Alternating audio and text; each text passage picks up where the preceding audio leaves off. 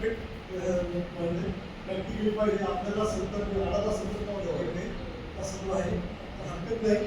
खरं तर याचा प्रॅक्टिकलचा प्रशिक्षणाचा मुख्य सगळ्यात मोठं पहिलं प्रशिक्षण आपण घ्यायचं करिअर बदलायचं नाही. मात्र आपलं जे करिअर करायचं ते शिक्षण सुरुवात करायचे, आपलं जे करिअर बदलायचं ते मुलांचं बदलायचं किंवा ती दिशा द्यायची त्यांना. त्याच्यात हा म्हणजे मुख्य हेतू आहे.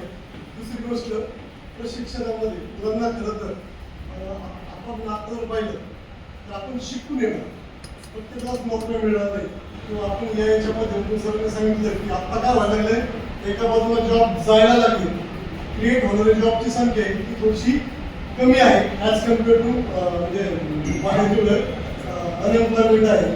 तर हे करण्यासाठी कुठंतरी जसं पाणी अडवा पाणी जिरवा जी महाराष्ट्र शासनाची जी योजना होती तसं हे आहे की छोटं का स्किल व्हायला त्या विद्यार्थ्यांना जर शाळेपासून जर मिळालं तर भविष्यात तर पुढे जायचं काय खूप मोठं म्हणजे पुढे जाईल. आणि वाटतं मॅडम मुलं सांगितलं तुम्ही रामबन दूतच ना. हा मला तर असं वाटत होतं मॅडम तुम्ही सुद्धा तरी शिकली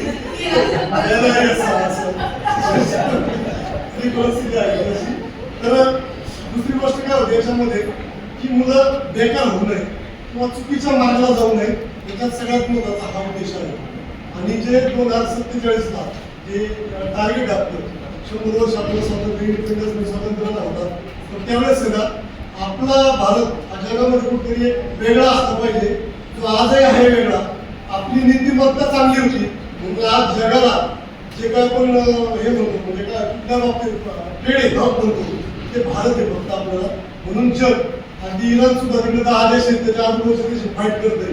पण आपल्याला सांगतं की भारताला जेवढे टँकर येणार आहे किंवा जहाज येणार आहे त्याला आम्ही डिस्टर्ब करणार नाही.